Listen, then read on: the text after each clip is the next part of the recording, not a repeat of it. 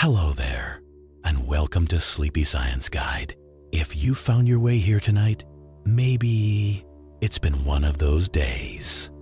The kind where your thoughts won't quite settle, where the world feels a little too loud, a little too fast, and all you want is to slow down, to breathe, to let go. Or maybe you're lying there in the dark, and beside you, or across the room, or somewhere in your memory, there's a dog. And you've looked into those eyes, those deep, knowing eyes, and wondered, what are they thinking? What do they see when they look at us? What world do they live in that we can't quite reach? Tonight, we're going to discover something extraordinary together. Something that's been hidden in plain sight for 15,000 years. The secret world of dogs. Not just facts and figures, though there will be plenty of those, but stories, mysteries, connections that run deeper than words, deeper than species, deeper than time itself. We're going to explore senses that perceive dimensions we can't imagine. Communication without language. Emotions as real and profound as our own. Intelligence that surprises even the scientists who study it. And a bond, a partnership between human and dog, that changed the course of both our histories. All you need to do right now is get comfortable. Find that perfect position. Let your shoulders drop. Unclench your jaw. Feel your body sinking into whatever surface holds you. Because tonight, there's no hurry, no deadline, no pressure, just gentle discovery, just stories told in whispers, just the soft rhythm of learning while you drift. If these calm, scientific journeys bring you peace, if they help ease you into sleep, or simply give you a moment of quiet in a noisy world, consider liking the video and subscribing to the channel.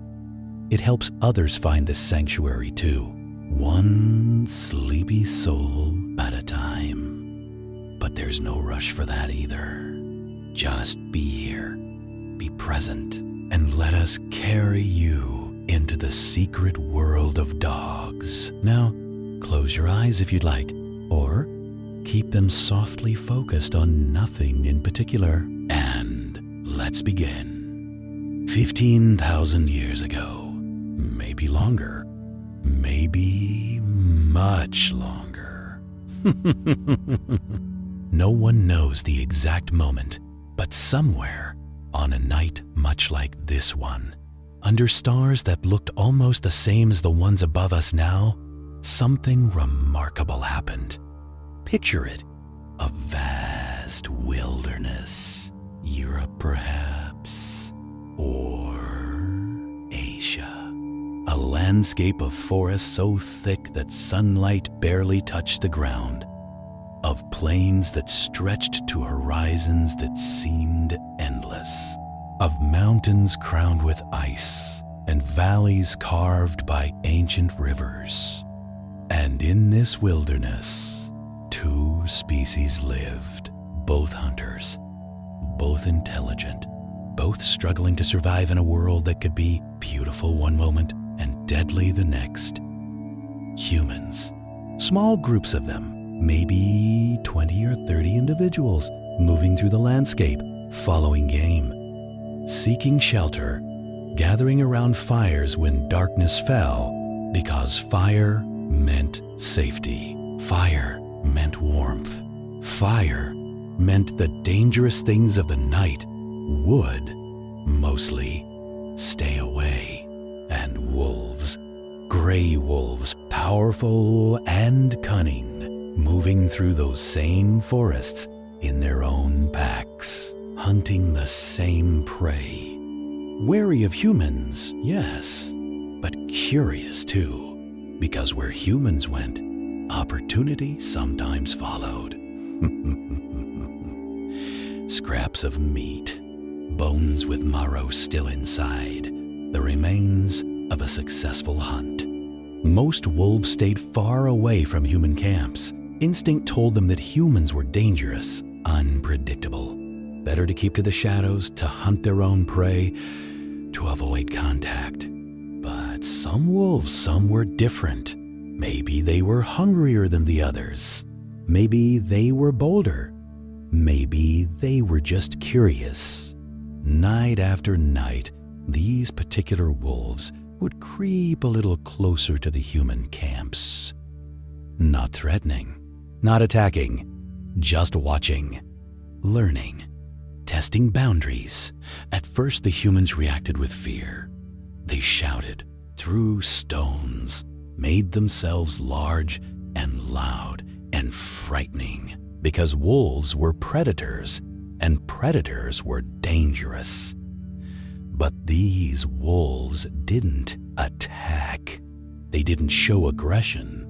They simply waited, watched, and when the humans tossed out bones, scraps, the parts of animals they couldn't or wouldn't eat, the wolves took them carefully, gratefully, and something shifted because the humans began to notice something.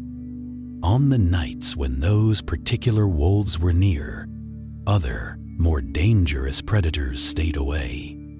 The wolves would bark, a sharp warning sound when something approached in the darkness, an early warning system, protection of a sort. And so the humans stopped throwing stones. They started throwing food.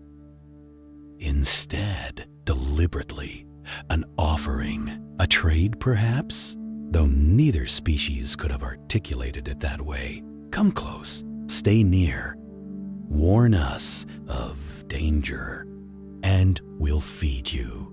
Generation after generation, this arrangement continued.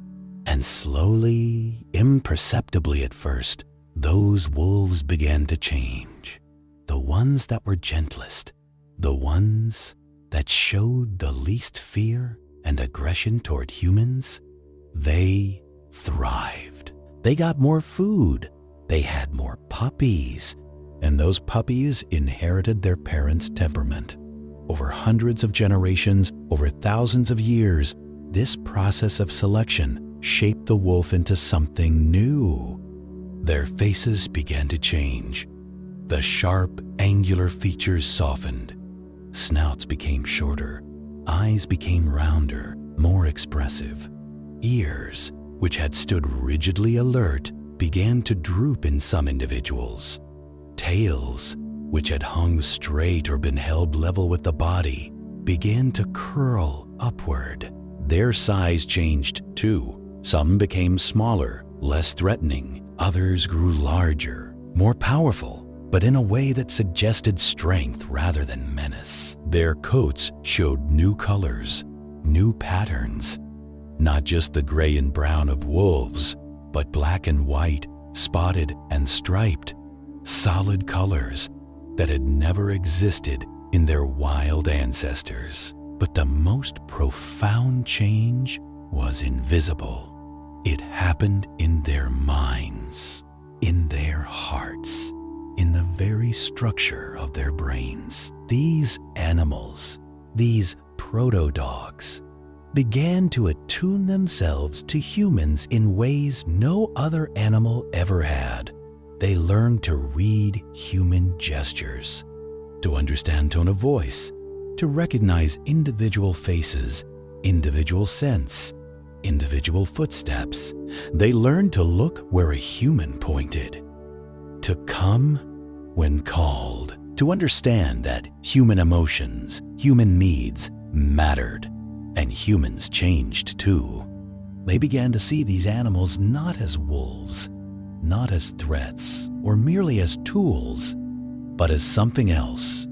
Companions, partners, family. The wolf became the dog, Canis lupus familiaris, and nothing would ever be the same. Today, that dog sleeping beside you, breathing softly in the quiet, is genetically almost identical to a gray wolf. The DNA differs by less than 1%. less than the difference between a human and a chimpanzee. But that tiny percentage contains multitudes. It contains 15,000 years of shared history, of evolution guided not by nature alone, but by the conscious choices of two species learning to live together. In the mid-20th century, a Russian scientist named Dmitry Belyaev wanted to understand this transformation. He wanted to know if you could actually watch domestication happen in real time, rather than inferring it from ancient bones and genetic studies. So he designed an experiment. He acquired silver foxes, beautiful animals with thick fur and sharp faces, and absolutely no history of domestication. Wild animals, dangerous to approach. And then he bred those foxes together, and when their kits were born, he tested them the same way and selected the calmest ones, generation after generation after generation. The results were astonishing. Within just 6 generations, some of the foxes began to behave differently. They wagged their tails when humans approached. They whimpered for attention. They sought out human contact. By the 10th generation, the changes were unmistakable. These foxes acted like dogs. They wanted to be petted. They licked hands. They brought toys and played. They formed attachments to specific humans.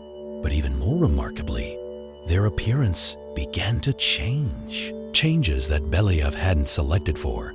Changes that simply emerged. Their ears started to droop. Their tails began to curl upward.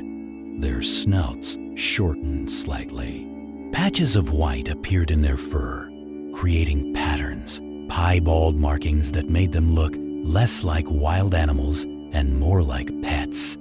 Their stress hormones decreased. Their reproductive cycles changed, becoming less seasonal and more year-round. Even their brain chemistry altered. Serotonin levels increased, making them calmer, more content. By selecting only for temperament, Belyaev had inadvertently triggered a cascade of changes. Physical traits, hormonal shifts, behavioral patterns, all linked together in ways science is still working to fully understand.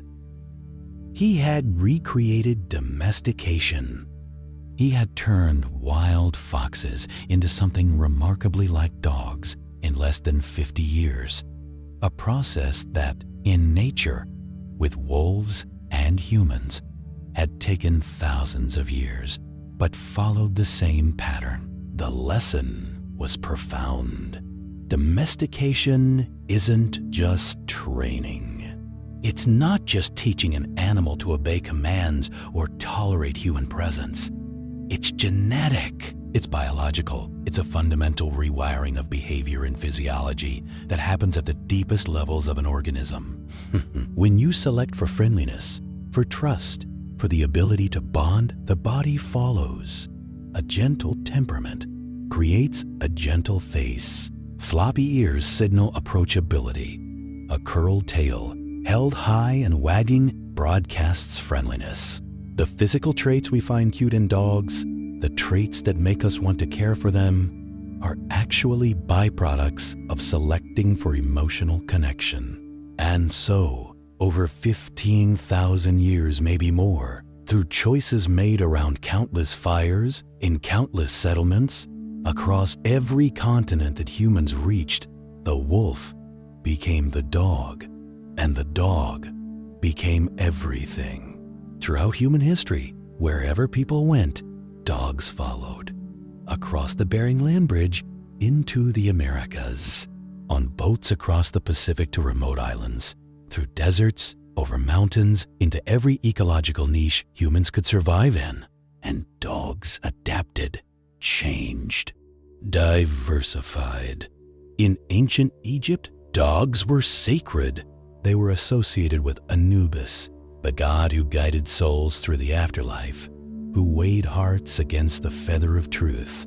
Anubis had the body of a man and the head of a dog, or perhaps a jackal, that boundary species between wild and domestic. When a beloved dog died, Egyptian families mourned deeply. They shaved their heads as a sign of grief. They mummified the dog's body with care, wrapping it in linen, placing it in a tomb, sometimes with small clay bowls of food for the journey to the afterlife. Because to the Egyptians, dogs weren't just animals. They were spiritual companions, guardians not only in this world, but in the next. In Rome, dogs served multiple roles. War dogs, massive breeds like the Molossus, were fitted with spiked collars and sometimes armor. They charged into battle alongside legionaries, fierce and loyal, attacking enemy formations, creating chaos and fear. But in the stone villas and gardens of Rome, dogs also lived as companions. They played with children. They guarded homes. They were given names, remembered in epitaphs, mourned when they died. In Pompeii, when Mount Vesuvius erupted in 79 AD, when the sky turned black with ash and the city was buried under meters of volcanic debris, archaeologists centuries later found something heartbreaking: the body of a dog preserved in the ash, lying over a small child. The dog had tried, even in those final moments of terror and suffocation, to protect. That dog's loyalty is still visible today, frozen in time, a testament to a bond that even death and disaster couldn't break. In ancient China, Pekingese dogs lived lives of luxury that most humans could never imagine. They were bred exclusively for the imperial family. Only the emperor and his household could own them. To steal a Pekingese was punishable by death. These tiny, long-haired dogs, with their flat faces and dignified bearing, slept on silk cushions. They were carried in the wide sleeves of courtiers' robes.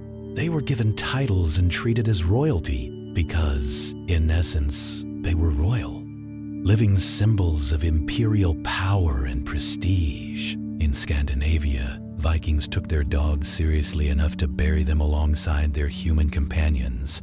In ship burials, in grave mounds, archaeologists find the bones of dogs placed deliberately beside warriors, beside women of high status, beside children. Sometimes a sword lies between them. Sometimes a dog was buried with its own grave goods, its own offerings for the afterlife. Because in Norse belief, Valhalla awaited warriors who died bravely in battle. And in Valhalla, there would be feasting and fighting and camaraderie. But there would also be hunting, and for that, a warrior needed his dog. Even death couldn't sever the bond. In medieval Europe, as feudalism took hold and nobility consolidated power, dogs became symbols of status and wealth. Hunting dogs especially. The nobility had exclusive rights to hunt on vast tracts of land, and they bred dogs specifically for this purpose. Greyhounds for speed, for chasing down deer and rabbits across open ground. Bloodhounds for scent, for tracking wounded game through forests. Mastiffs for power, for holding dangerous animals like boar at bay. Spaniels for flushing birds from undergrowth. The number and quality of dogs a lord owned reflected his wealth and power. Dog breeding became serious business. Lineages tracked as carefully as human genealogies. But even among the nobility, dogs were more than tools. They were companions. They slept in bedchambers. They sat by the fire in great halls. They were given affectionate names, remembered in poetry and song, mourned when they died. By the 18th and 19th centuries, as the scientific revolution took hold and people began cataloging and categorizing the natural world, dog breeding became systematic. Kennel clubs formed. Standards were written, breeds were defined, refined, standardized. The Kennel Club in England, established in 1873, the American Kennel Club in 1884, similar organizations in countries around the world. Dog shows became popular. Dogs were judged not just on their working ability, but on their adherence to breed standards. Appearance, gait, temperament, all evaluated and scored. New breeds were created. Existing breeds were split into subtypes. By the 20th century, there were hundreds of recognized breeds, each with its own history, its own purpose, its own dedicated community of breeders and enthusiasts. Today, we've reached a point where science is deeply invested in understanding dogs. Neuroscientists scan their brains using fMRI machines, studying how they process human faces and voices. Geneticists sequence their genomes, mapping the precise mutations that distinguish dogs from wolves and individual breeds from one another. And we're discovering again and again that dogs are far more complex, far more sophisticated than we ever imagined. The bond between human and dog isn't just companionship, it's biological, neurological, evolutionary, written into our bodies at the cellular level. We didn't just domesticate dogs. In a very real sense, they domesticated us too. They changed what it means to be human. They gave us partnership across species. They taught us that love doesn't require language. That loyalty can cross biological boundaries. That family can include those who don't share our DNA. And in return, we gave them safety, shelter, but food, care, and love. Always love. This is the foundation of everything that follows. This ancient bond. This partnership forged in firelight 15,000 years ago and burning still. Now, let's step into the world as a dog experiences it. Because their world, it's nothing like ours. Imagine standing in your living room right now. You see walls, furniture, maybe a window with light streaming through. You hear perhaps the hum of a refrigerator, distant traffic, a bird singing outside. But a dog standing in that same room, they're experiencing something completely different. To them, the room is alive with information, layers upon layers of scent, each one telling a story. The faint trail of where you walked an hour ago, the smell of the food you ate yesterday still lingering in the air, the scent of another dog that walked past the house 3 days ago, carried in on your shoes. They hear sounds you can't, the electrical hum of wires in the walls, a neighbor's conversation 2 houses away, a car engine starting streets away, the specific frequency pattern that tells them it's your car and you're coming home. The world to a dog is richer, deeper, more complex, and it starts with the nose. A human nose has about 5 million scent receptors. That sounds impressive. It is impressive compared to many animals. But a dog's nose? A dog's nose can have up to 300 million scent receptors. 300. Let that number settle for a moment. That's not just a bigger nose. That's a different reality. A dog doesn't just smell more strongly than you do. They smell in dimensions you can't even comprehend. A dog can detect a single drop of blood diluted in 5 liters of water. They can identify individual ingredients in complex mixtures. If you put a spoonful of sugar in 1 million gallons of water, roughly 2 Olympic-sized swimming pools, a dog could still detect it. They can tell you who sat in a chair hours ago just from the residual scent on the fabric. They can distinguish identical twins by scent. They can smell fear, happiness, stress, and arousal in humans because emotions trigger chemical changes that release specific compounds through our skin. But it goes even deeper than that. Dogs can smell time, not metaphorically, Literally. They can tell the difference between a scent that's 1 hour old and a scent that's 5 hours old. Because scents decay, they fade, they change composition as molecules break down and disperse. When a dog follows a trail, they're not just tracking direction, they're reading a timeline, the story of who was where and when, written in fading molecular signatures. So when your dog sniffs a fire hydrant for what seems like forever, they're not being difficult. They're reading the news, the community bulletin board. Every dog that passed by left a message, male or female, young or old, healthy or sick, confident or anxious, ready to mate or not.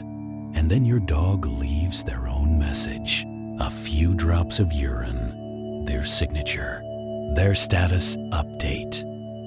I was here. This is me. This is how I'm doing. To us, it looks random. To them, it's social media. The dog's nose works differently than ours in another crucial way. When you breathe in, air goes into your nose, hits the scent receptors, and then you exhale.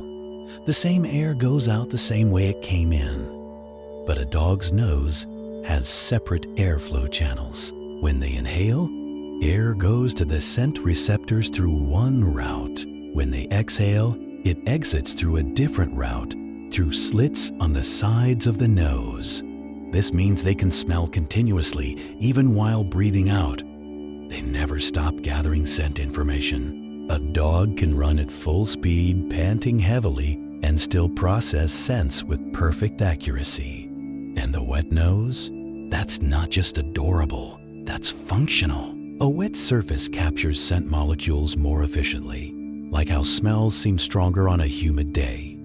The moisture on a dog's nose works the same way, acting like a chemical trap for airborne molecules. That's why a healthy dog has a wet nose.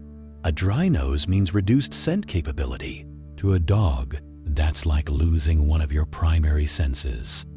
Dogs also possess something called the vomeronasal organ, or Jacobson's organ. It's located in the roof of the mouth, just behind the front teeth, and it's specifically designed to detect pheromones. Pheromones are chemical signals that animals use to communicate information about reproductive status, territorial boundaries, individual identity, and emotional state. They're molecular messages that bypass conscious thought and trigger instinctive responses. When a dog does that strange thing where they open their mouth slightly, curl their upper lip, and seem to be tasting the air, they're actually pumping air over the Jacobson's organ. They're reading pheromones. It looks odd to us, but to them, it's essential communication. Now let's talk about hearing. You might think it's quiet right now. Maybe you hear distant sounds, the ambient noise of your environment, but to a dog, there's no such thing as silence, because dogs hear frequencies far beyond human range. Humans can hear sounds between about 20 hertz and 20,000 hertz. That's our range, from the deep rumble of thunder to the high-pitched whine of old television sets. Dogs? Dogs hear from about 65 hertz up to 65,000 hertz. 65,000. They hear ultrasonic sounds that exist in a realm completely inaudible to us. A dog whistle, the kind that's silent to human ears, produces a tone around 23,000 hertz. We hear nothing. To a dog, it's a clear, piercing sound, and their ears aren't just passive receivers. They're active, directional instruments controlled by 18 different muscles in each ear. 18 muscles. Compare that to the 3 muscles humans have. These muscles allow a dog to move each ear independently. One ear can swivel forward, while the other rotates backward. They can flatten both ears against the head or prick both forward. They can aim each ear at a different sound source simultaneously. This gives them incredible spatial hearing. They can pinpoint the exact location of a sound with far greater accuracy than humans can. And because each ear can move independently, they can effectively listen to two different conversations at once. They can hear sounds from 4 times farther away than we can. If you can hear a whisper from 10 meters, a dog can hear it from 40 meters. That's why your dog knows someone's at the door before the doorbell rings. They heard footsteps on the sidewalk, heard the gate opening, heard keys jingling. By the time you hear the knock or the bell, your dog has known for 30 seconds that someone's approaching. Dogs also discriminate between different sounds with remarkable precision. They can recognize your specific car engine among dozens of similar vehicles. They know your footsteps on the stairs versus someone else's. They can distinguish between the sound of you picking up their leash versus picking up any other similar object. It's not magic. It's just that each of these sounds has a unique acoustic signature, a specific pattern of frequencies and rhythms. And a dog's brain is extraordinarily good at learning and remembering these patterns. In studies, dogs have been able to distinguish between recordings of their owner's voice and recordings of strangers' voices. Even when the volume and pitch were altered, they're not just recognizing familiar words, they're recognizing the unique qualities of a specific human voice. Dogs also read the emotional tone of voices with incredible accuracy. They respond more strongly to tone than to content. You can say, "good dog," in an angry, harsh tone, and your dog will react to the anger, not the words. You can say, "bad dog," in a cheerful, loving tone, and your dog will wag their tail. This is why training techniques that rely on positive reinforcement work better than purely verbal commands. The emotion behind the words matters more than the words themselves. Now let's look at their eyes, at how dogs see the world. There's a persistent myth that dogs are colorblind, that they see only in black and white like an old movie. But that's not true. Dogs do see color, just differently than we do. Human eyes have 3 types of color receptors called cones. One type responds to red light, one to green, one to blue. By combining signals from these 3 types, we perceive the full spectrum of color. Dogs have only 2 types of cones, one for blue, one for yellow. This means they see the world in shades of blue, yellow, and gray. Red and green don't look distinct to them. They appear as brownish or yellowish tones, similar to how a person with red-green color blindness sees. So if you throw a red ball into green grass, your dog might have trouble seeing it, not because their vision is poor, but because both the ball and the grass appear similar in color to them. But throw a blue ball? They'll spot it instantly. However, where dogs lose in color perception, they gain in other ways. In low light, dogs see far better than humans. Their eyes have a special structure called the tapetum lucidum, a reflective layer behind the retina. When light enters the eye, it hits the retina, and then the tapetum lucidum reflects it back through the retina a second time. This gives the photoreceptor cells 2 chances to detect the light, effectively amplifying their night vision. That's why dogs' eyes glow in the dark when light hits them at the right angle. That eerie green or yellow reflection, that's light bouncing off the tapetum lucidum. And that's why at dusk, when you're struggling to see, your dog can navigate perfectly. To them, twilight isn't really that dark. Dogs also have a wider field of vision than humans. Our eyes face forward, giving us excellent depth perception, but limiting our peripheral vision to about 180 degrees. A dog's eyes are positioned slightly more to the sides of their head, depending on breed. This gives them up to 270 degrees of vision. They can see more of the world without turning their head. The trade-off? slightly weaker binocular vision, and depth perception directly in front of them. But for an animal that needs to watch for danger or track moving prey, a wide field of vision is more valuable than perfect depth perception. Dogs are also extraordinarily good at detecting motion. Even tiny, subtle movements catch their attention immediately. This is tied to their evolutionary heritage as predators. Movement means life. Movement means prey. A rabbit frozen in place might be invisible to a dog, but the moment it moves, even just a twitch, instant reaction. Interestingly, dogs struggle with stationary objects, especially at a distance. If you stand perfectly still, far away from a dog, they might not see you clearly. But the moment you move, even slightly, they lock on. This is why the freeze response works for some animals trying to avoid predation. If they don't move, predators that rely on motion detection might literally not see them. Now, let's talk about touch. A dog's body is covered with touch receptors, but certain areas are especially sensitive. The nose, first of all.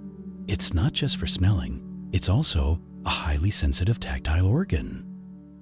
Dogs use their nose to explore textures, temperatures, and even subtle vibrations. They'll touch their nose to new objects, investigating through both scent and touch simultaneously. The paws, especially the paw pads, contain numerous nerve endings. Dogs can feel the difference between concrete and grass, hot pavement and cool earth, rough stone and smooth wood. Every step gives them tactile information that helps them navigate and assess their environment. This is one reason why dogs who've always lived indoors sometimes seem hesitant on certain surfaces. They're not used to the texture, and it feels strange, even uncomfortable. But perhaps the most fascinating tactile organs on a dog are the whiskers, or vibrissae. Whiskers aren't just hairs. They're specialized sensory structures. Each whisker is embedded deep in the skin, surrounded by nerve endings and blood vessels. At the base of each whisker is a proprioceptor, a sensory organ that detects movement and position. When a whisker touches something, or even when air currents move around it, those nerves send signals to the brain. Dogs use whiskers to navigate in the dark, to judge whether a space is wide enough to fit through, to detect nearby movement, and to sense changes in air pressure that might indicate approaching objects. If you've ever watched a dog carefully navigate through a narrow gap, tilting their head, moving slowly and deliberately, they're using their whiskers to measure the space. Cutting or trimming a dog's whiskers, which some groomers unfortunately still do for aesthetic reasons, essentially blinds them in a way. It removes critical sensory information they rely on, especially in low light or confined spaces. Never, ever cut a dog's whiskers. Dogs also respond profoundly to touch from humans.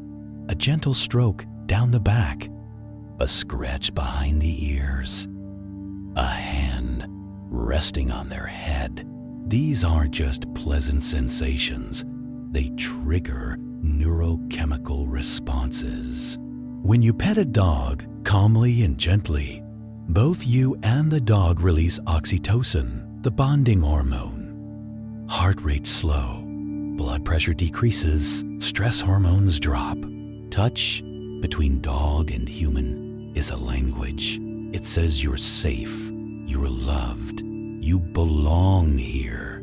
It's communication that goes deeper than words, activating ancient mammalian bonding systems that evolved to create connections between mother and offspring, and have been co-opted to create connections between species. Finally, let's talk about taste, the sense that matters least to dogs but still plays a role. A human tongue has about 9,000 taste buds. Dogs have only about 1,700. So dogs don't taste flavors as intensely as we do. Taste isn't their priority. Smell dominates food evaluation. If something smells good, they'll eat it. If it smells bad, they won't, regardless of how it might taste. But dogs can still detect the basic taste categories: sweet, sour, salty, bitter, and umami, the savory, meaty taste. Interestingly, dogs seem to have a much stronger preference for umami than humans do. This makes evolutionary sense. Dogs are carnivores, or at least they evolved as carnivores. Meat is what their bodies are designed to process, and umami is the taste of protein and amino acids. Sweet is appealing to many dogs, though not all. Dogs who enjoy fruit, honey, and sweet treats are common, but some dogs show little interest in sweetness. Bitter is usually a warning sign. In nature, many toxic plants taste bitter, so a strong aversion to bitterness is protective. Dogs generally avoid bitter foods instinctively. Here's something fascinating. Dogs have taste buds specifically for water, located at the tip of the tongue. Not all animals have this. These receptors become more sensitive after eating salty or sugary foods. So, after a meal, especially one rich in protein or salt, water tastes better. To a dog, it's the body's way of encouraging hydration.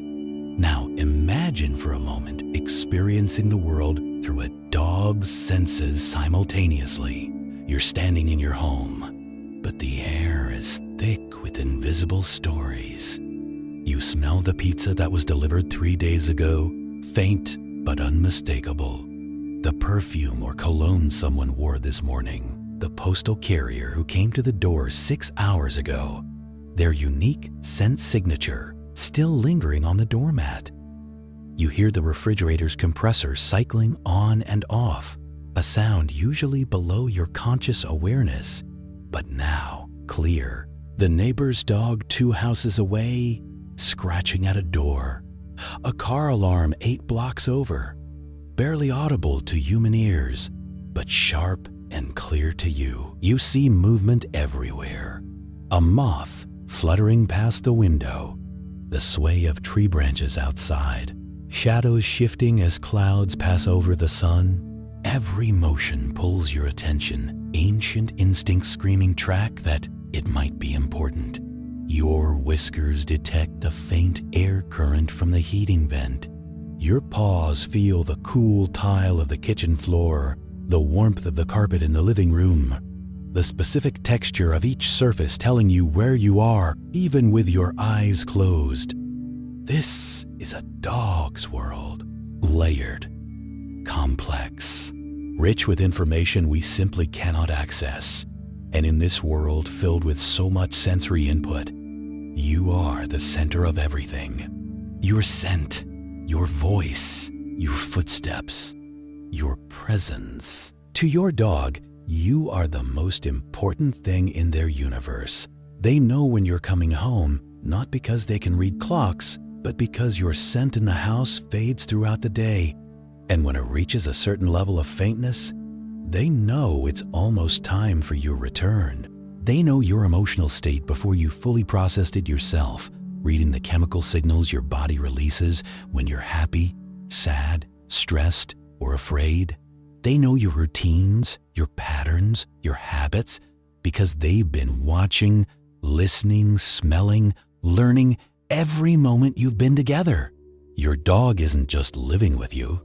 They're constantly studying you, reading you, understanding you in ways that sometimes even other humans can't. And they love you. Not despite their limited understanding of human language or human concepts, but because in their world of scent and sound and sensation, in their rich, complex, multidimensional sensory reality, you are everything. Now let's talk about how dogs communicate. Because they can't speak, but that doesn't mean they're silent. A dog's body is a language. Every movement, every posture, every tiny shift carries meaning. And they're constantly broadcasting information, not just to other dogs, but to us. Let's start with the tail, perhaps the most iconic form of canine communication. You might think a wagging tail simply means happiness. And sometimes, yes, that's exactly what it means. But it's far more nuanced than that. The direction of the wag matters. Scientists discovered this through careful observation and measurement. If a dog wags their tail more to the right side of their body, it generally indicates positive emotions, happiness, excitement, friendliness. But if the tail wags more to the left side, it can signal uncertainty, anxiety, or even a negative response to something. How did researchers figure this out? By monitoring dogs' brain activity while they observed different stimuli, the left wagging tail correlated with activity in the right hemisphere of the brain, which processes withdrawal-related emotions in both dogs and humans. The height of the tail also carries meaning. A tail held high suggests confidence, dominance, alertness, possibly even arousal or aggression, depending on context. A tail held low or tucked between the legs indicates fear, submission, anxiety, or illness.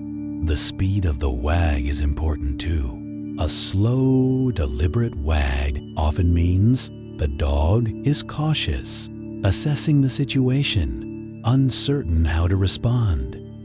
A fast, loose wag with the whole rear end wiggling, that's usually enthusiasm, excitement, joy.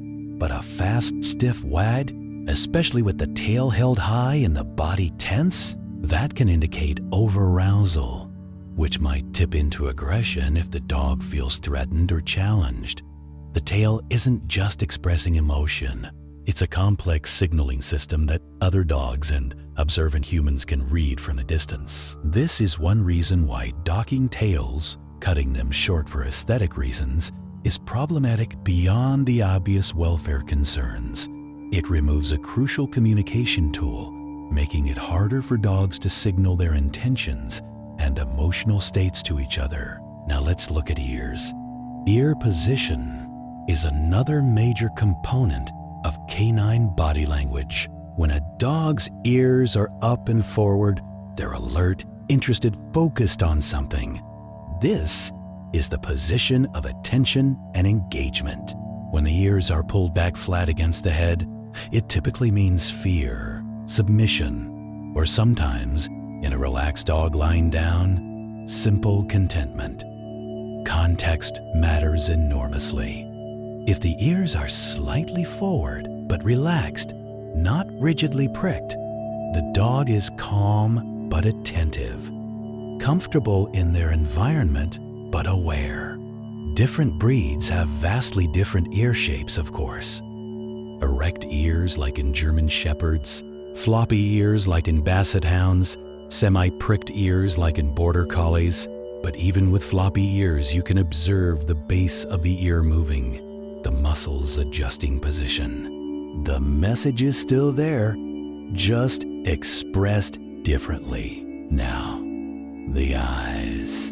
A dog's eyes can convey tremendous information, but you need to know what to look for. A soft, relaxed gaze with slightly squinted eyes, almost like a gentle smile, indicates contentment, trust, affection. This is the look a dog gives someone they love when they're feeling safe and happy. A hard stare, eyes wide and unblinking, pupils dilated, is a threat, a challenge. In the canine world, prolonged direct eye contact is confrontational, a dominance display, or a prelude to aggression. That's why if you stare at a strange dog, especially one who's already nervous or defensive, they might become aggressive. You're inadvertently issuing a challenge. But with dogs you know, dogs you've bonded with, eye contact becomes something different. It becomes connection. When a dog and a human gaze into each other's eyes, both of their brains release oxytocin, the hormone associated with bonding, love, and trust. It's the same hormone released during mother-infant bonding during intimate moments between romantic partners. This is extraordinary. It means that the simple act of looking into your dog's eyes creates a neurochemical bond, a biological expression of love. No other animal does this with humans, only dogs. Some researchers believe this ability evolved specifically during domestication, that dogs who could make eye contact with humans and trigger this bonding response were more likely to be cared for, fed, and allowed to reproduce. Eye contact became a superpower. Whale eye is another important signal to recognize. This is when a dog turns their head away but keeps their eyes on something, showing the whites of their eyes. It usually indicates discomfort, stress, or a desire to avoid confrontation while still monitoring a potential threat. If you see whale eye in your dog, it's a warning sign that they're uncomfortable with the situation. Blinking patterns also matter. Slow, deliberate blinks often signal calmness and non-aggression. Some dog trainers call this soft eyes, and it's a way dogs show they're not threatening. Conversely, a fixed, unblinking stare is intense and potentially threatening. Now let's talk about the mouth and facial expressions. A relaxed mouth, slightly open with the tongue visible or even lolling out, indicates a calm, happy dog. This is sometimes called a smile, and while it's not exactly analogous to a human smile, it does signal positive emotional state. Lips pulled back to expose teeth, especially with the mouth closed or only partially open, is a warning. It's the dog saying, "I'm uncomfortable, back off," or "I might escalate this." Yawning, which you might assume is just tiredness, can also be a stress signal. Dogs yawn when they're anxious or in uncomfortable situations. It's a self-soothing behavior, an attempt to calm themselves. If your dog yawns repeatedly during a vet visit or when meeting new people, they're probably stressed, not sleepy. Lip licking is another stress indicator. Rapid, repeated lip licking or tongue flicking when there's no food around suggests anxiety or discomfort. Panting is usually about thermoregulation, cooling down through evaporation. But excessive panting when it's not hot and the dog hasn't been exercising can indicate stress, pain, or fear. Now, body posture, the overall configuration of a dog's body, which synthesizes all these individual signals into a complete message. A dog standing tall, weight shifted forward onto the front legs, chest out, head high, is displaying confidence, possibly dominance. This is the posture of a dog who's secure in their position and might be asserting themselves. A dog crouching low, weight shifted back onto the rear legs, body compressed, trying to make themselves smaller, is showing submission or fear. They're saying, "I'm not a threat, please don't hurt me." The playbow is one of the most joyful and universally recognized dog postures. Front legs stretched forward and down, chest nearly touching the ground, rear end up in the air, tail wagging. This is an invitation. Let's play. Everything that follows is just for fun, not serious. It's a meta-communication signal, meaning it comments on the meaning of subsequent behavior. It says, even if I growl or nip or chase you in the next few minutes, it's all play, not real aggression. Puppies do it instinctively. Adult dogs do it. Even wolves use playbows. It's universal among canids. A dog lying on their back, exposing their belly, can mean different things depending on context. In play or when soliciting attention, it's an invitation for belly rubs, a sign of trust and comfort. But in a confrontational situation, it's submission. I'm no threat, you win, please don't hurt me. Understanding the context is crucial for interpreting this correctly. Hackles refers to the fur along a dog's spine, from shoulders to tail. When raised, making the dog look bigger, it indicates high arousal. This could be aggression, but it could also be excitement, fear, or intense interest. Raised hackles don't automatically mean an aggressive dog.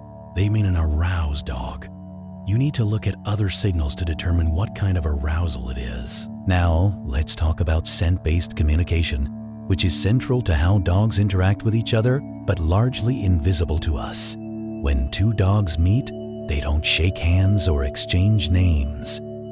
They sniff each other, usually starting with the face and mouth area, then moving to the genital and anal regions. This isn't crude or rude from a canine perspective. It's information gathering. The anal glands secrete a unique scent that contains a wealth of data, sex, reproductive status, health, diet, emotional state, individual identity. In seconds, through scent alone, two dogs learn more about each other than we could discover through a lengthy conversation. When a dog marks territory with urine, they're doing more than claiming space. They're leaving a detailed message. I was here at this specific time. I'm male or female. I'm healthy. I'm confident. I'm the right age for breeding, or whatever other information their particular scent profile conveys. Other dogs read this message and leave their own, creating a complex network of chemical communication that maps the social landscape of their territory. Dogs also have scent glands in their paws. That's one reason they sometimes scratch the ground after urinating or defecating. They're adding additional scent markers from their paw glands, reinforcing their message. Now, vocalizations. Barking is the most obvious canine vocalization, but not all barks are the same. A high-pitched bark usually indicates excitement, fear, or a desire for attention. It's often repetitive and rapid. A low-pitched bark is more serious. It's a warning I've detected something. I'm alert. This might be important. Rapid, repetitive barking alert. Alert, someone's here, pay attention. Slow, spaced out barking, I'm bored. I'm lonely. Notice me. Playful barking is lighter, more variable in pitch, often mixed with other vocalizations and body movements. Interestingly, domestic dogs bark far more than wolves. Wolves rarely bark. They howl, whine, and growl, but barking is minimal in their communication repertoire. Dogs, however, bark constantly. Why? Because humans respond to it. Over thousands of years of domestication, dogs learned that barking gets human attention. It alerts us to things they think are important. It requests things they want. It expresses their emotional state in a way that humans notice and react to. Barking evolved, in part, specifically for human-dog communication. It's a behavior amplified by domestication because it was useful for interacting with us. Growling is often misunderstood. People hear it and think aggressive dog, dangerous. But growling is actually communication, usually a warning. The dog is saying, I am uncomfortable with this situation. I want it to stop, change something, or I might escalate to more serious defensive behavior. A growling dog is communicating clearly and honestly. They're giving fair warning, allowing you to change the situation before it becomes truly dangerous. A dog that's been punished for growling, though, might learn to suppress this warning signal. And then they might skip straight to biting because they've been taught that growling brings punishment, not relief from uncomfortable situations. Never punish a dog for growling. Address the underlying cause of their discomfort instead. Whining and whimpering usually indicate a desire or need. I want something. I need something. Pay attention to me. Puppies whine to get their mother's attention. Adult dogs whine when they want to go outside, when they're hungry, when they want affection, when they're anxious. It's not manipulation. It's just asking in the only way they know how. Howling is less common in most domestic dogs, though some breeds, especially those closer to their wolf ancestry like huskies and malamutes, howl frequently. Howling is long-distance communication. a way to locate pack members, to announce territory, to strengthen social bonds. Some dogs howl in response to sirens, music, or other high-pitched sustained sounds. The frequency triggers an instinct to join in, to add their voice to the chorus, even if the original sound isn't another dog.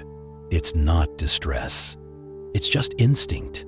Now, let's talk about human language. Can dogs understand it?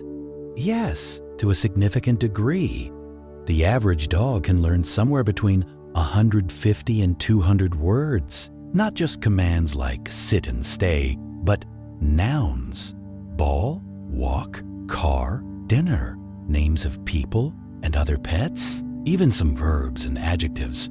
Exceptional dogs, usually working breeds like border collies, can learn significantly more. Chaser, a border collie extensively studied by psychologist John Pilley, learned over 1,000 words. She knew the names of 1,050 toys and could retrieve any specific one on command. But more impressively, she understood categories.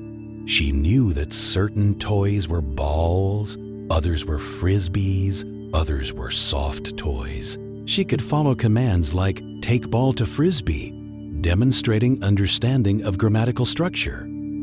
She could also learn new words through a process called fast mapping or exclusion learning. If shown 3 toys she knew and 1 she didn't, and asked for the unfamiliar toy by name, she'd figure out through elimination that the unknown name must refer to the unknown object. This is the same cognitive process human toddlers use when learning language. It's sophisticated reasoning. Another dog, a German shepherd named Rico, demonstrated the same abilities in separate studies. This isn't a fluke.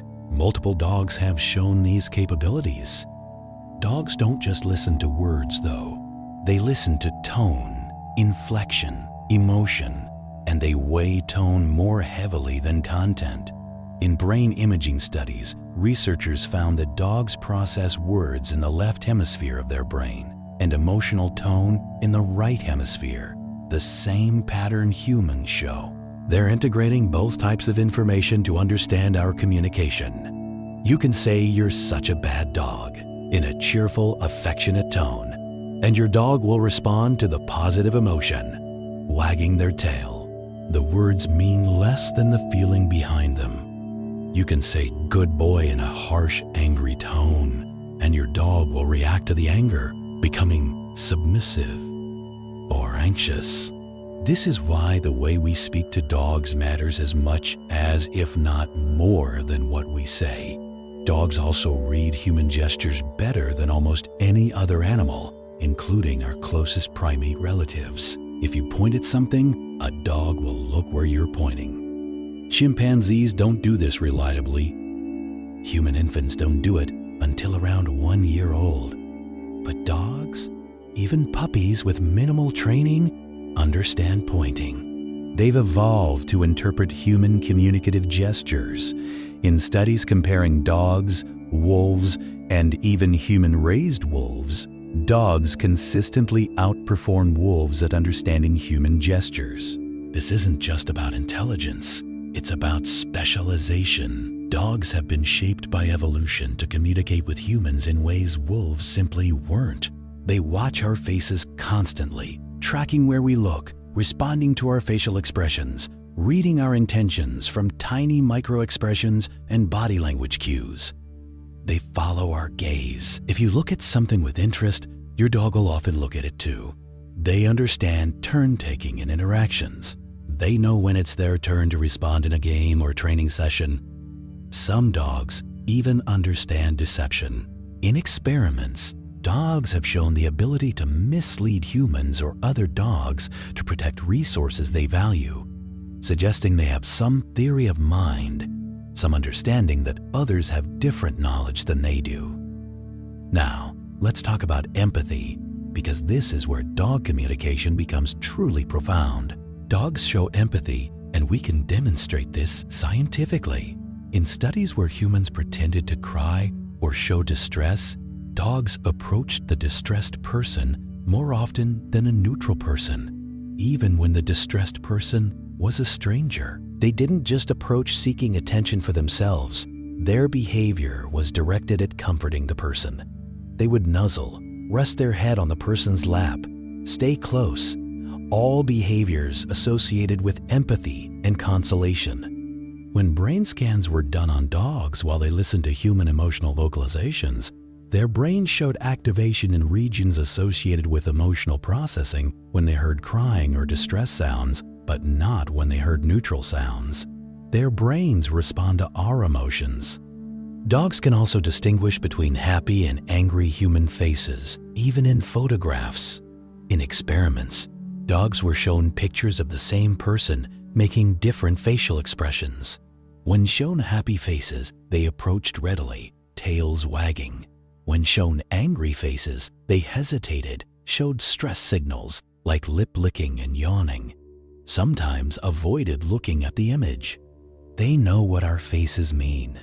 They read our emotional expressions and respond appropriately. Some researchers believe dogs can recognize and remember up to 50 different human facial expressions, distinguishing subtle variations in emotion and intent. So when your dog looks at you, they're not just seeing a human. They're reading you, understanding you, connecting with you on a level that transcends species, that goes deeper than words, that activates ancient mammalian bonding systems in both of you. This communication, this connection, is the foundation of everything that makes the human-dog relationship unique.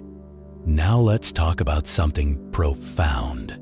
Something that was debated for centuries and is only recently being settled by science.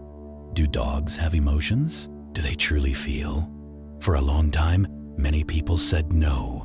Dogs are just instinct machines, biological automatons responding to stimuli without genuine inner experience, without true feeling. But science now says otherwise. Emphatically, definitively, without reservation, dogs have emotions. Rich, complex, deeply felt emotions that activate the same brain structures in them that generate emotions in us. Let's start with happiness, because that one's obvious to anyone who's ever lived with a dog. When a dog plays, when they see their owner come home after being away, when they get a favorite treat or toy, they're happy, genuinely, measurably happy. Brain imaging studies using fMRI scanners show that the reward centers in a dog's brain, the caudate nucleus specifically, light up during positive experiences just as they do in humans experiencing joy. When a dog recognizes their owner's scent, the caudate activates. When they hear praise in an affectionate tone, it activates. When they anticipate something good, it activates. They're not mimicking happiness. They're not performing learned behaviors that look like happiness. They're feeling it. The neurochemistry is identical to ours. Dogs also experience fear, and anyone who's comforted a scared dog during a thunderstorm knows this viscerally. Loud noises, unfamiliar places, threatening stimuli, all trigger genuine fear responses. Heart rate spikes. Cortisol floods the system. The sympathetic nervous system kicks into high gear, preparing for fight or flight. Dogs tremble. They seek shelter. They try to hide. They press against their owners for protection. Sometimes they lose control of their bladder or bowels from sheer terror. This isn't play acting. This is real physiological fear. And some dogs suffer from anxiety disorders that are remarkably similar to human anxiety conditions. Separation anxiety is the most common. When their owner leaves, these dogs panic, true, overwhelming panic. They bark incessantly. They pace frantically. They destroy furniture, not out of spite, but from desperate, frantic energy that has nowhere to go. They're not being naughty. They're in genuine distress. experiencing something very much like a human panic attack. This can be treated with behavior modification, gradual desensitization, environmental changes, and sometimes anti-anxiety medication, because it's a real emotional disorder that responds to the same treatments human anxiety responds to. Dogs experience sadness and grief, something that's both heartbreaking and beautiful to witness. When a family member dies, whether human or another pet, dogs can become depressed, truly, clinically depressed. They lose interest in food. They stop playing. They sleep more. They seem lethargic, withdrawn, empty. This has been documented countless times. Dogs grieving for lost companions, human or canine. The depression can last weeks or months. Some dogs never fully recover from the loss of a deeply bonded companion. In a famous historical case, a dog named Hachiko in Japan waited every day at a train station for his owner to return from work. Every single day. For 9 years after his owner's death, Hachiko came to the station at the same time, waiting, hoping. That's not instinct. That's not conditioned behavior. That's grief. That's love persisting beyond death. That's an emotional bond so deep it transcends rational understanding. Dogs also feel frustration, though it manifests differently than in humans. In studies, dogs were promised a reward and then not given it, or given a lesser reward than expected. They showed clear signs of frustration, turning away, refusing to engage, sometimes mild aggression. They had an expectation and it wasn't met. That gap between expectation and reality, that's the psychological definition of frustration. And dogs experience it. There's strong evidence that dogs feel jealousy, particularly in social contexts. In a widely cited experiment, dog owners were asked to show affection to a stuffed toy dog while ignoring their real dog. The real dogs became agitated, tried to push between the owner and the toy, barked, showed attention-seeking behaviors. When the owners showed affection to other objects like books or plastic jack-o'-lanterns, the dogs were less bothered. It wasn't just about divided attention, it was specifically about competition from another dog-like entity. That's jealousy. Social comparison leading to negative emotion. A sense that resources, in this case affection, are being unfairly distributed. The question of guilt is more controversial and more complex. When a dog does something wrong and then looks guilty, head down, ears back, avoiding eye contact, tail tucked, are they actually feeling guilt? Or are they just responding to their owner's anger with learned appeasement behaviors? Studies have found that dogs show guilty body language even when they haven't done anything wrong, if their owner acts angry. And they sometimes don't show it when they have done something wrong, if the owner doesn't know yet. This suggests the look is more about reading human emotion and responding with submission than genuine guilt over transgression. But some researchers argue this doesn't mean dogs can't feel something guilt-like. They clearly understand when they've done something that upsets their owner. They anticipate negative reactions. Whether that inner experience is the same as human guilt is debatable, but there's definitely emotional awareness of wrongdoing and its consequences. Now, love. The big one. The question everyone wants answered. Do dogs love us? Really, truly love us? The answer, based on current neuroscience, appears to be yes. When dogs gaze into their owner's eyes, both the dog and the human experience a spike in oxytocin levels. Oxytocin is often called the love hormone or bonding hormone. It's released during intimate moments between romantic partners, during mother-infant bonding, during deep emotional connection. The fact that it's released during dog-human eye contact and not during dog-stranger eye contact or human-other animal eye contact suggests something unique is happening. This is a biochemical signature of bonding, of attachment, of something that, in humans, we would absolutely call love. Dogs also show all the behavioral markers of attachment that we see in human children. They use their owners as a secure base for exploration. They seek comfort from their owners when stressed.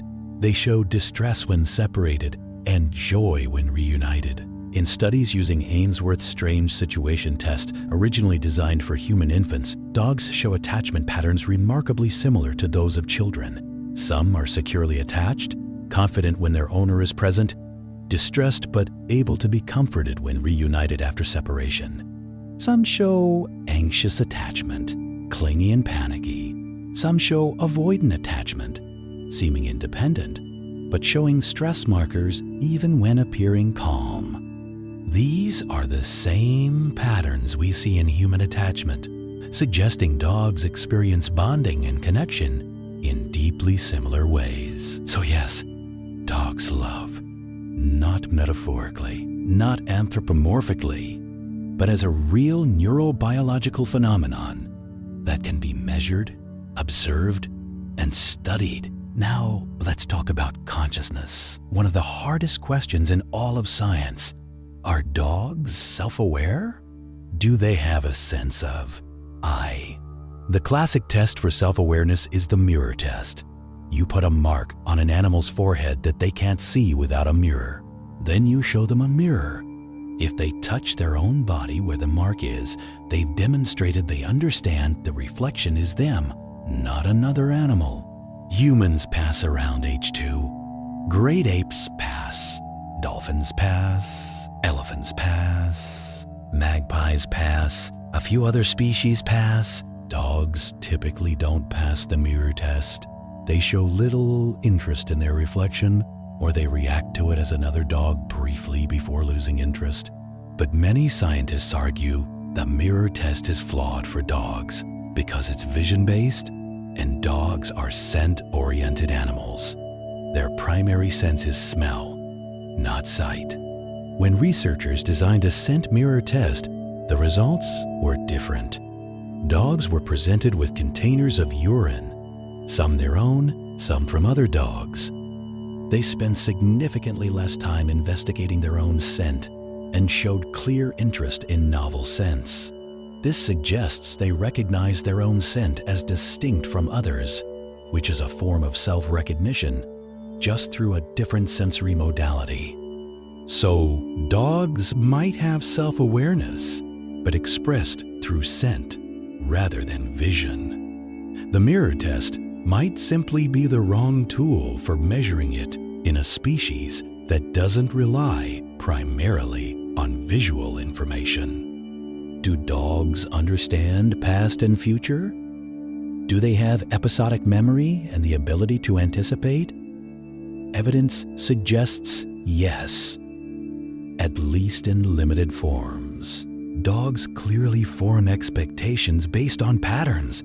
If you feed your dog at the same time every day, they'll anticipate it, going to their bowl, looking at you expectantly, showing excitement before the usual time. If you always take your dog for a walk after putting on a certain pair of shoes, they'll start getting excited when they see you reach for those shoes. They've learned that those shoes predict the walk. That's future anticipation, forming a mental model of what's coming based on current cues. And dogs remember past events, not just as learned associations, but as specific memories. A dog might return to a place they haven't visited in years and immediately remember where they buried a toy or where something exciting happened. They recognize people they haven't seen in years, showing excitement and familiarity. Studies on dog memory suggest they have both semantic memory general knowledge and episodic memory specific events. The episodic memory appears to be time-limited, fading after a few minutes to hours for trivial events, but lasting much longer for emotionally significant events. Dogs dream. This isn't speculation, it's observable fact. During REM sleep, the stage associated with dreaming in humans, dogs show the same brainwave patterns we do. Their eyes move rapidly under closed lids. Their paws twitch as if running. They make small vocalizations, quiet barks, or whimpers. What are they dreaming about? We can't know with certainty, but based on brain activity patterns, they're likely replaying and processing daily experiences. Running, playing, chasing, interacting with their owners. The emotional content of dreams appears to vary. Sometimes dogs seem to have pleasant dreams, twitching happily. Sometimes they seem distressed, whimpering or showing signs of stress even while asleep. Just like humans, they're processing emotions and experiences through dreams. Do dogs have a sense of fairness? Studies suggest yes. In experiments where two dogs were asked to perform the same task, but one received a better reward, the dog getting the lesser reward often refused to continue. They'd turn away, refuse to participate, show signs of frustration when both received the same reward, or when alone, they happily continued. But the inequality itself triggered a response. This suggests dogs have some concept of fairness, at least in direct social comparison contexts. What about optimism and pessimism? Do dogs have baseline mood orientations? Research suggests they do. Some dogs approach ambiguous situations with optimism, expecting positive outcomes. Others approach the same situations with pessimism, expecting negative outcomes. In studies, dogs were trained to know that a bowl in one location always contains food, and a bowl in another location is always empty. Then a bowl is placed in an ambiguous middle location. Optimistic dogs rush toward it hopefully. Pessimistic dogs approach slowly or not at all. This appears to be a relatively stable personality trait, influenced by genetics, early experience, and current living conditions. Dogs in enriched, positive environments tend to be more optimistic. Dogs with histories of stress or trauma tend more pessimistic. It's not quite the same as human optimism and pessimism, but it's analogous. A baseline expectation about whether the world is generally good or generally bad. Now let's take a breath. Let your mind absorb what we've learned. Dogs feel. They truly, genuinely feel. Not as robots mimicking emotion, not as simple creatures driven only by instinct, but as beings with rich inner lives with subjective experiences that matter to them. They feel happiness and fear, love and sadness, frustration and joy. They grieve losses. They celebrate reunions. They form deep attachments. They have preferences, personalities, moods. They remember the past. They anticipate the future. They dream at night. They have a sense of self, at least in some form. They understand fairness, at least in direct social contexts. Are they conscious in exactly the same way humans are? Probably not. Consciousness likely varies across species, shaped by different evolutionary pressures and different cognitive architectures. But dogs are conscious. They're aware. They have inner experiences that matter to them, that feel like something from the inside.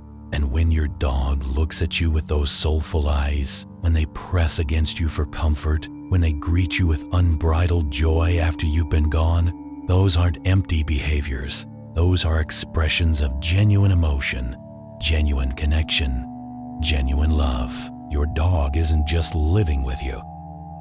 They're experiencing life with you, feeling it, sharing it. And that makes the bond between human and dog not just companionship, but something deeper.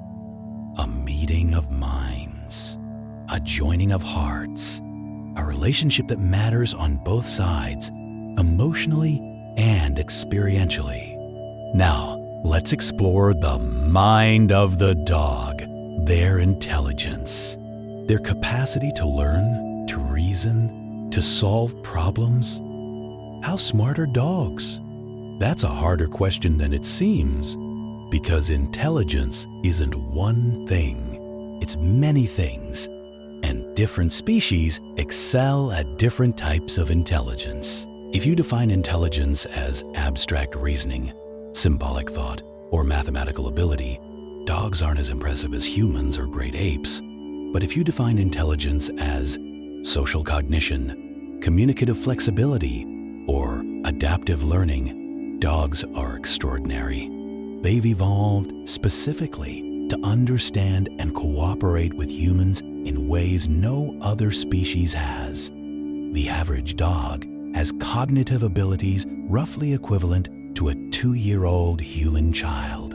They can understand between 150 and 200 words, though this varies tremendously by breed and individual. They can count to about 5. They understand more versus less. They can solve simple problems and learn from observation. But some dogs go far beyond average. Border Collies, widely considered the most intelligent breed, can perform at levels that astonish researchers. Working Border Collies can control flocks of hundreds of sheep with minimal input from handlers. They read animal behavior, anticipate movement, position themselves perfectly, and make independent decisions constantly. This requires problem solving, spatial reasoning, and the ability to think several steps ahead. Poodles are also highly intelligent, originally bred as water retrievers. They learn commands quickly, can perform complex sequences, and adapt to new situations with remarkable flexibility. German Shepherds excel at tasks requiring focus, discipline, and the ability to learn subtle distinctions. That's why they're used extensively in police work, search and rescue, and service dog roles. Golden Retrievers and Labrador Retrievers combine trainability with eagerness to please, making them ideal for service work and therapy roles. Dogs learn through multiple mechanisms. Classical conditioning, the type of learning Pavlov demonstrated, where a neutral stimulus becomes associated with a meaningful one. The sound of a can opener becomes associated with food, triggering excitement. Operant conditioning, learning through consequences. Behaviors that lead to rewards increase. Behaviors that lead to punishment or no reward decrease. Social learning, watching and imitating others. Puppies learn from their mothers and other dogs.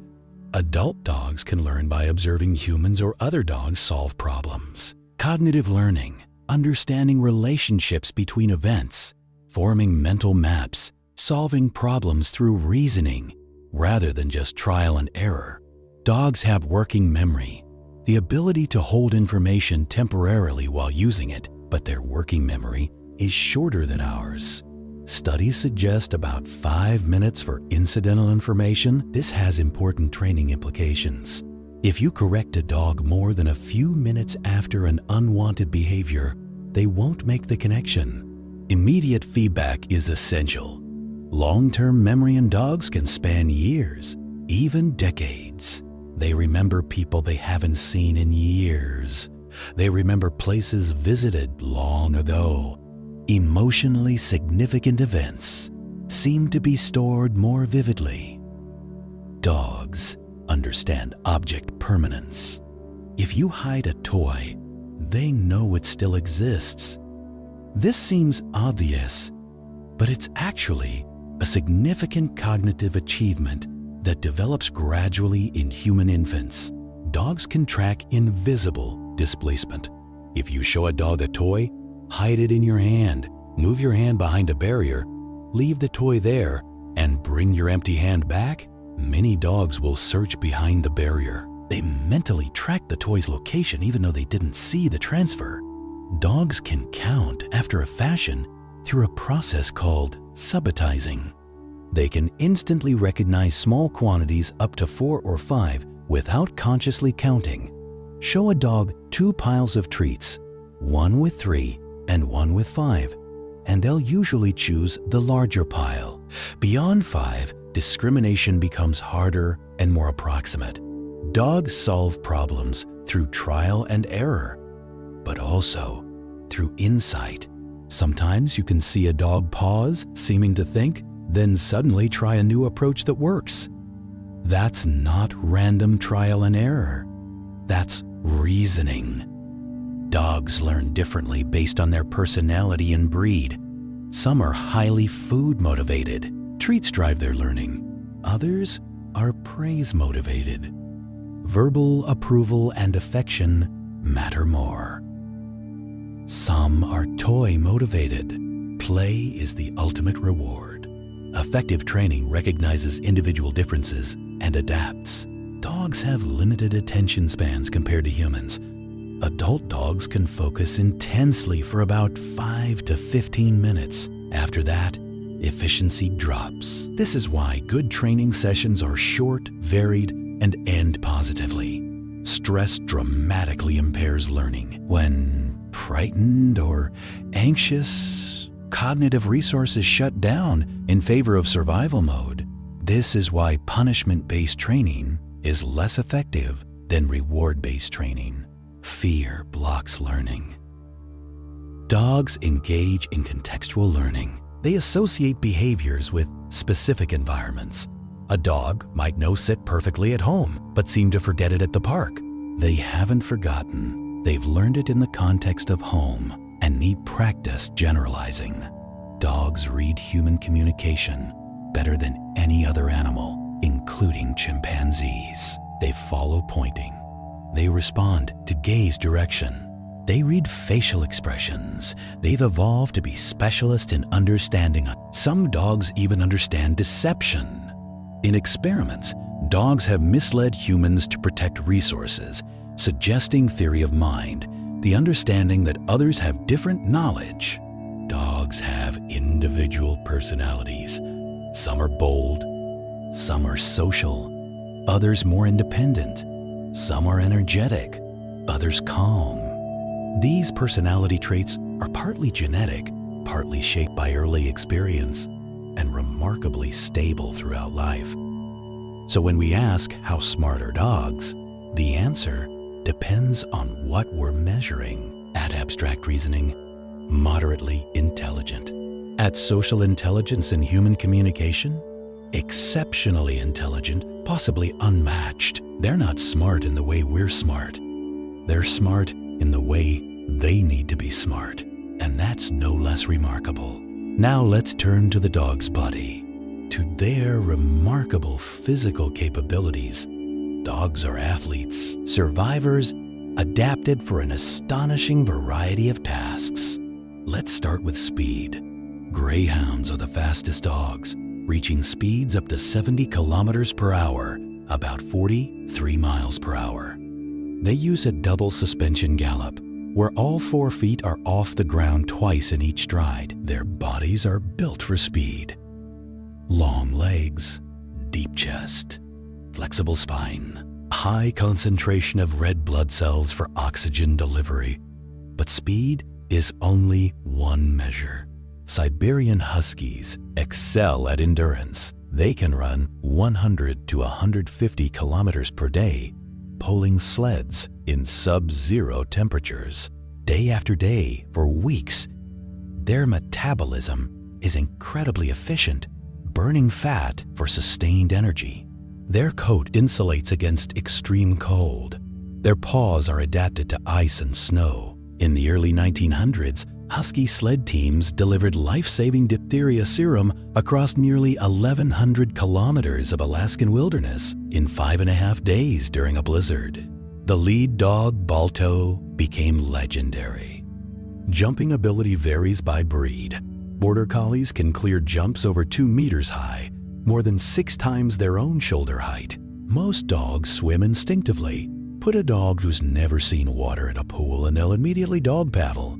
Some breeds are exceptional swimmers. Labrador retrievers have slightly webbed paws and water-resistant coats. Newfoundlands are massive, powerful swimmers used for water rescue. Dogs have excellent balance and body awareness, technically called proprioception. They can walk narrow surfaces, navigate rough terrain, make quick turns without falling. Their four-legged stance gives a naturally lower center of gravity than bipedal humans. Flexibility varies with age. Young dogs are remarkably flexible. As they age, they stiffen, sometimes developing arthritis. Bite force varies by breed. Kangals have one of the strongest bites measured in domestic dogs, approximately 730 psi, comparable to a lion. Rottweilers bite at around 350 psi. German Shepherds around 238 psi. Even small dogs have strong bites relative to size. A Jack Russell can generate enough force to cause injury. Dogs cool themselves primarily through panting. They have few sweat glands, mainly on paw pads. Panting evaporates moisture from the tongue and lungs, carrying away heat. An overheated dog can pant 300 times per minute, but panting has limits. In extreme heat, dogs can suffer heat stroke, which can be fatal. Never leave a dog in a hot car. Temperatures can rise to lethal levels within minutes. Temperature tolerance varies by breed. Thick-coated breeds like Huskies handle cold well. Short-coated breeds like Greyhounds are cold sensitive. Conversely, thick coats make heat dangerous, while short coats handle warmth better. Now let's talk about health and how dogs help humans. Some dogs detect medical conditions before symptoms appear. Seizure alert dogs sense epileptic seizures 10 to 20 minutes before they occur, giving owners time to get safe. The mechanism likely involves scent detection. Biochemical changes before seizures release compounds through skin or breath. Cancer detection dogs can smell various cancers by analyzing breath, urine, or skin. Cancer cells release volatile organic compounds. In studies, dogs have detected cancers with accuracy exceeding 90%, sometimes in early stages before conventional screening catches them. Diabetic alert dogs detect dangerous blood sugar changes. When glucose drops or rises dramatically, body chemistry changes. Dogs smell these changes and alert their owner. For people with type 1 diabetes who don't feel symptoms until dangerously low, these dogs are life-saving. Therapy dogs provide measurable mental health benefits.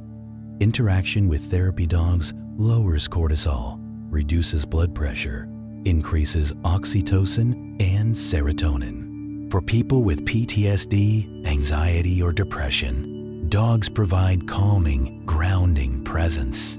Service dogs for veterans with PTSD are trained to recognize distress and intervene, interrupting panic attacks, providing tactile stimulation, creating physical barriers in crowds. Studies show significant reductions in PTSD symptoms for veterans with service dogs.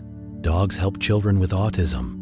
Autism often makes social interaction difficult, but dogs provide non-judgmental, predictable social partners. A child who struggles with eye contact with people might readily make eye contact with a dog. A child overwhelmed by human touch might eagerly hug a dog. Autism assistance dogs prevent wandering, apply deep pressure for calming, and track children who elope. For elderly people, dogs provide multiple benefits. Dog ownership increases physical activity. Walking a dog twice daily provides regular, moderate exercise. Elderly dog owners have lower blood pressure, lower cholesterol, reduced heart attack risk. Dogs combat loneliness. They provide companionship, routine, purpose. Dog owners have more social interactions, chatting with other dog owners, creating informal networks. But dogs have their own health challenges. Different breeds face different genetic risks. Brachycephalic breeds like bulldogs and pugs have respiratory difficulties from compressed airways. They overheat easily, sometimes require surgery to breathe comfortably. Large breeds like German Shepherds and Golden Retrievers are prone to hip dysplasia, where the hip joint forms incorrectly, causing arthritis. Dalmatians have genetic predisposition to deafness. About 10 to 12% are born completely deaf. Cavalier King Charles Spaniels are prone to syringomelia. fluid-filled cavities in the spinal cord causing severe pain. Lifespan varies dramatically by size. Small dogs live 15 to 20 years, Chihuahuas, toy poodles. Small terriers often reach 15 plus. Large breeds have shorter lives. Great Danes typically 7 to 10 years. Irish Wolfhounds, similar. Mastiffs 8 to 10. Giant breeds age faster, their bodies wearing out more quickly. Mixed breed dogs tend to be healthier and live longer than purebreds. Genetic diversity reduces inherited disease risk. Vaccination prevents serious diseases. Rabies, distemper, parvovirus, adenovirus were once common killers. Vaccination made them rare. Regular veterinary checkups allow early detection of problems. Dental health is often overlooked but critical. Periodontal disease affects most dogs over 3. Untreated, it causes pain, tooth loss, and systemic problems as bacteria enter the bloodstream. Nutrition impacts health and longevity. High-quality diets appropriate for age, size, and activity provide necessary nutrients. Obesity is one of the biggest health threats. It contributes to diabetes, joint problems, heart disease, reduced lifespan. Maintaining healthy weight through portion control and exercise adds years to life. What's clear is this dogs give us so much: companionship, protection, assistance, emotional support, health benefits, joy, purpose, love. The least we owe them is good care, proper nutrition, regular veterinary attention, exercise, and mental stimulation, training and socialization, safety and comfort, and love. Always love. Now let's talk about diversity, because dogs are the most physically diverse land mammal on Earth. A Chihuahua weighs about 2 kilograms, a Great Dane 90 kilograms. That's a 45-fold difference. Same species, they can interbreed. No other land mammal shows this variation within a single species. Today there are over 300 recognized breeds, each with its own history, personality, strengths. Border Collies are widely considered most intelligent. Bred to herd sheep in rugged hills between Scotland and England, they excel at problem solving, have intense focus, incredible stamina, but they need mental stimulation. A bored Border Collie becomes destructive. Golden Retrievers are beloved family dogs. Originally bred to retrieve waterfowl, they're patient with children, tolerant, eager to please, friendly. They're commonly used as service dogs, therapy dogs, search and rescue. German Shepherds are versatile working dogs, used in police, military, search and rescue, service work. Intelligent, trainable, loyal, protective. They bond intensely with families. Socialization is crucial. Poorly socialized German Shepherds can become fearful or aggressive. Labrador Retrievers have been most popular in the US for decades. Like Golden Retrievers, bred for retrieving game from water. Friendly, outgoing, energetic, good with children, tolerant of other animals. Used extensively as service dogs, detection dogs, search and rescue. Challenge managing their energy and love of food. Prone to obesity without exercise and portion control. Bulldogs have complicated history. Originally bred for bull baiting, a cruel sport outlawed in 1835. Modern bulldogs are gentle, affectionate, often lazy. But breeding for extreme brachycephalic faces created serious health problems. Many struggle to breathe, overheat easily, can't give birth naturally. Poodles are often misunderstood as prissy show dogs. Originally bred as water retrievers, the fancy haircut was functional. Shaving the body reduced drag. Puffs protected joints and chest from cold, highly intelligent, trainable, athletic. Come in 3 sizes: standard, miniature, toy. Their coat doesn't shed like most dogs, making them popular for people with allergies. Siberian Huskies built for endurance in extreme cold, bred to pull sleds across frozen tundra.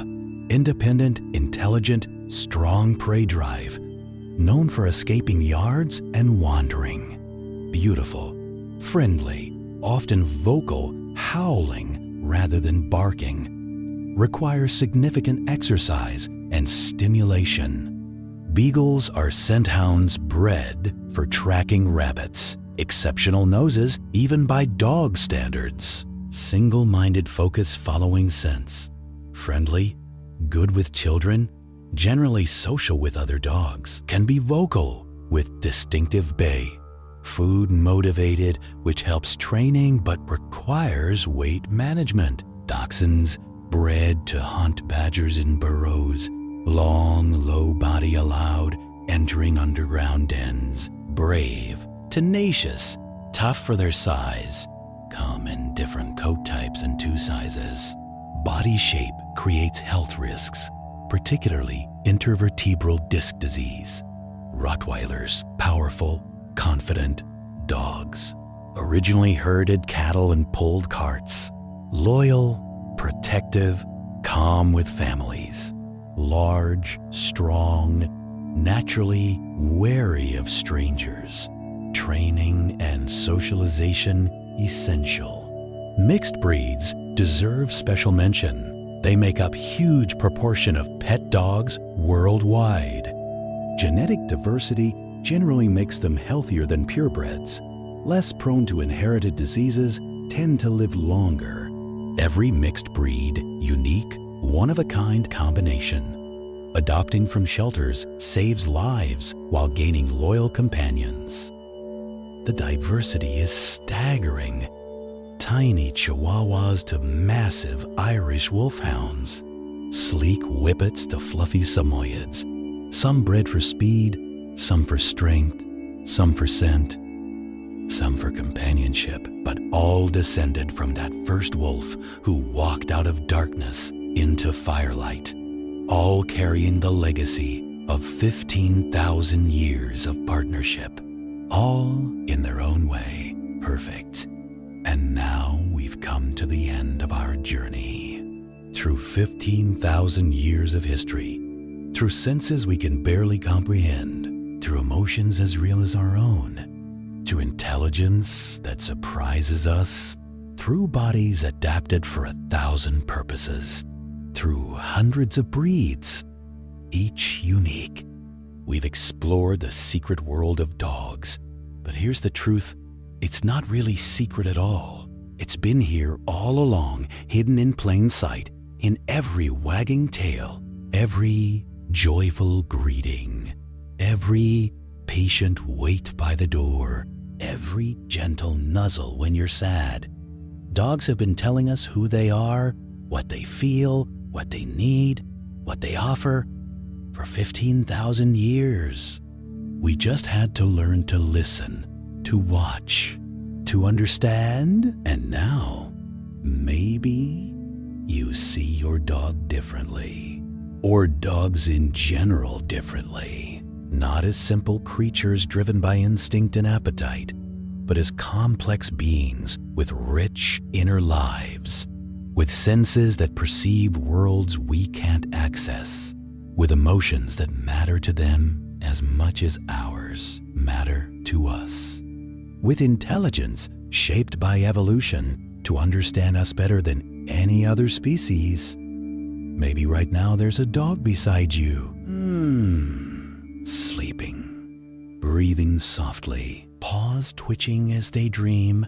They're dreaming of you, probably, running with you, playing, being near you, because you are their world.